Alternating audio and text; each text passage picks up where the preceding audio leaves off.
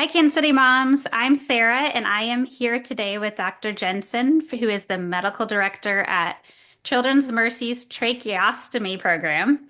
And we are here to talk about tonsils and tonsillectomies. And so, thank you so much for being with us today. Hi there. Thank you for having me. I'm excited. So, let's just get a baseline knowledge. What is a tonsillectomy and why is it done? Sure. First off, the tonsils are the little golf balls in the back of the mouth.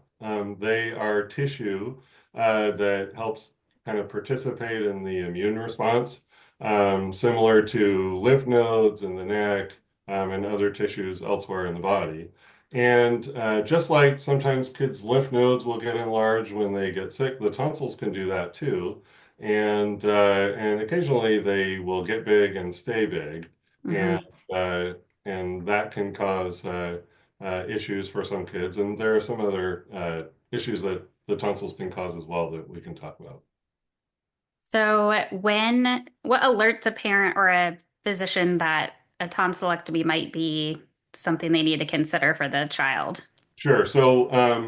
The most common reason that kids have tonsillectomies done these days is for sleep apnea. And what that means is pauses in the breathing during sleep because Mhm. the airway is kind of obstructing. And in kids, enlargement of the tonsils and the adenoids is the most common cause. The adenoids are tissues similar to the tonsils, but they're a little bit higher up in the back of the nose, and Okay. they're often removed at the same time.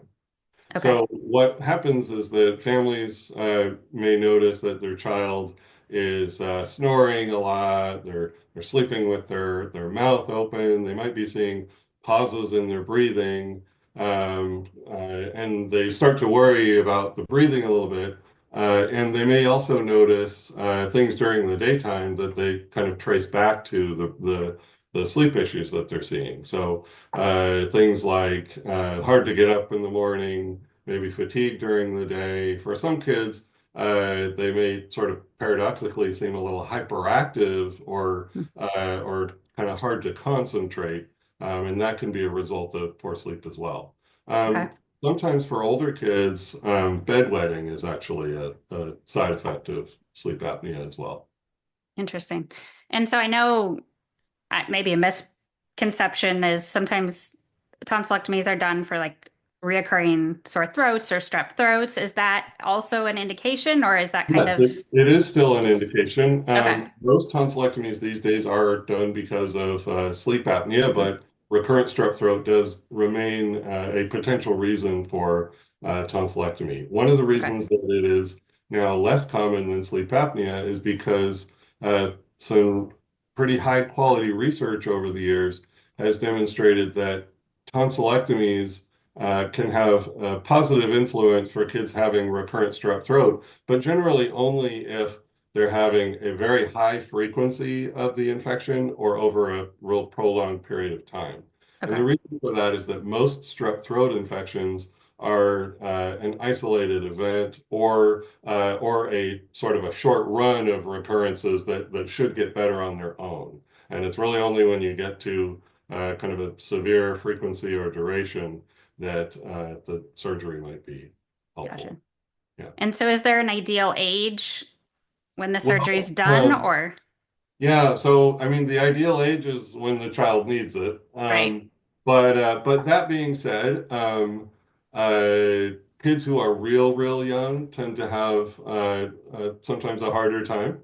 Okay. Um, and it's often said that adults can have a harder time Mm, recovering than kids, and I think there's probably something to that as well. So, underage two is certainly quite a bit higher risk and less common to do as well. yeah. Um, so, yeah, but most of the kids who have tonsillectomies with us are probably in the range between, 3 and 8.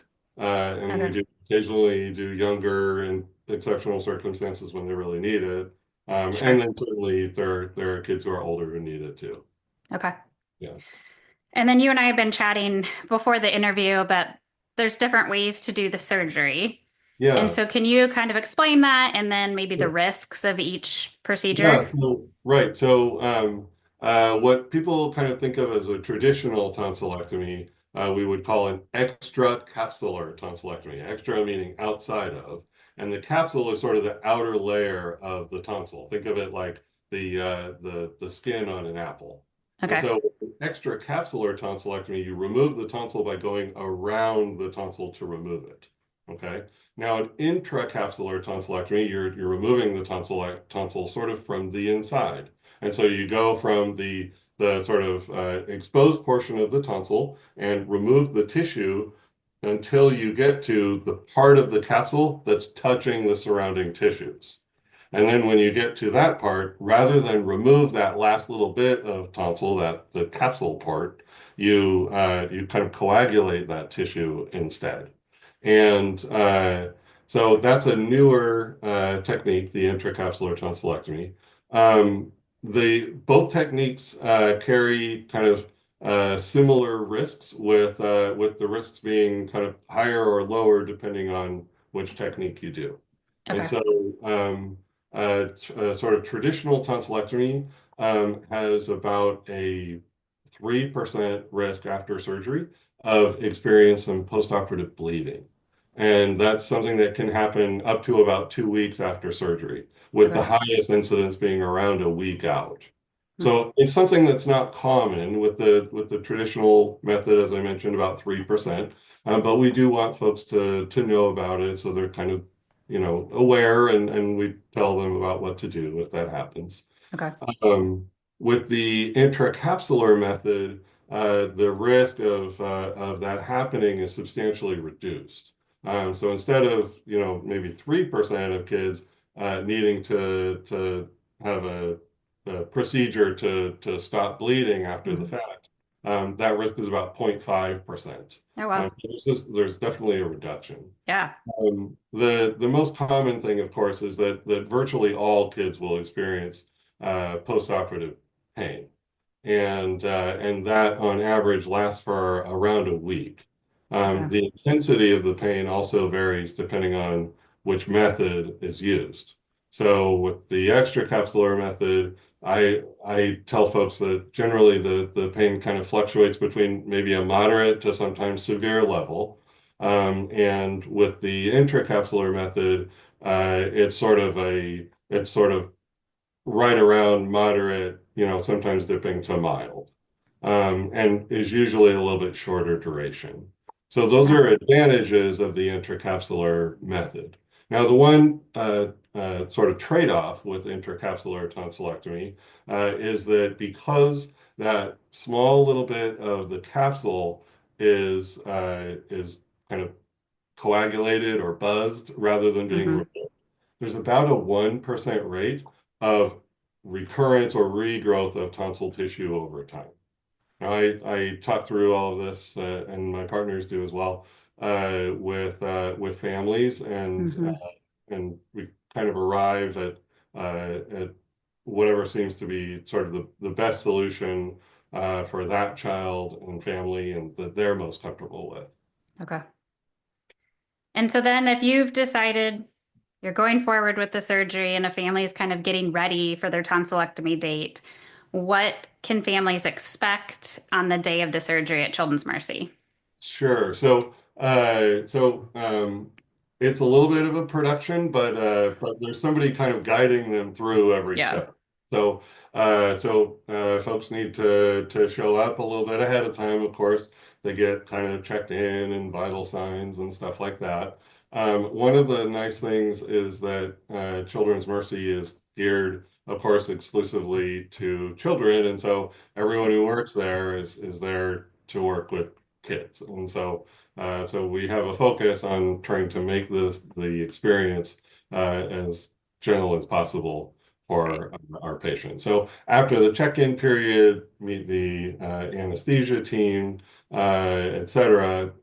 They'll have an opportunity to meet again briefly with the surgeon, kind of review the plan, and then the child goes to the operating room and the family goes to the waiting room. Hmm. When the surgery is done, the surgeon will meet up with the family and kind of go over kind of how things went and where they go from there. And how long does that surgery usually take? Usually a tonsillectomy and adenoidectomy will take somewhere between like 40-45 minutes on Okay. average. That's with an adenoidectomy as well. Okay. Okay. And Many then, kids, oh, by the way, many kids can go home the same day. okay, I was gonna say that. We like to watch kids for a little bit, make sure they're doing well, that they're in a good place, that their family can take care of Right. before they go. And then, of course, in some situations, kids need to stay overnight, and we are usually making that arrangement ahead of time. Gotcha. Yeah. So then once the kids, wake up and they are taken home, what can parents expect for recovery and what advice would you give parents to how to help their kids post-surgery? Yeah, so the first thing is to just to know that they are going to be uncomfortable. The sore throat is real. Yeah. You talk to anybody whose child has had it. It requires some active management. We have a well-developed kind of pain regimen. We provide the pain medicines. We tell folks exactly when to give them. And we recommend that people stay on top of that. And the other thing is that I found over the years, kids will really take their cues in many cases from their parents. Hmm.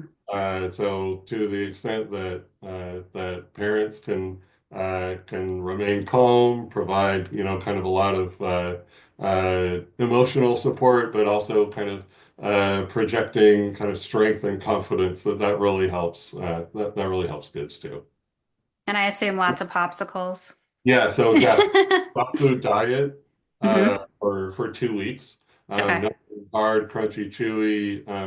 It's worthwhile to stock up on stuff their child likes ahead of time, Yep.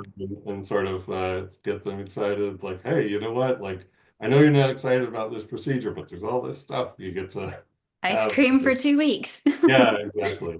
And Um, then, so how long do those kids, is it 2 weeks that you see kind of a back to normal Yeah, so schedule? so most of the symptomatic recovery takes place within about 7-8 days. Okay. So after about a week, kids are mostly starting to feel pretty okay. Most of them kind of stop taking pain meds by that time. We tell folks that they're generally okay to go back to school after about a week, Hmm. but we do recommend holding off on kind of like exertional type activity for about 2 weeks afterward, just to help reduce the that bleeding risk, for example. Right. Okay. Well, anything else that I know this is kind of scary for parents. I've only had a child under anesthesia once and it was like scary. Um, so I think you helped reassure people. Is there anything else that you would say to a parent that's kind of facing this with their child? Well, so one thing that I would say is that while it carries some risks like any surgery, it's also one of the most commonly performed procedures in the world. So in the U.S., over 500,000 children per year Wow. will have a tonsillectomy, and uh, we never want to do a surgery if we don't need to. But if their child does need a tonsillectomy, they're in good company, Yeah. and they'll be well taken care of. Yeah. Well, we thank you for all you do at Children's Mercy. And if you are wanting more information about what to expect during surgery at Children's Mercy, you can go to childrensmercy.org/surgery. Thank you, Dr. Jensen. Great, thank you so much.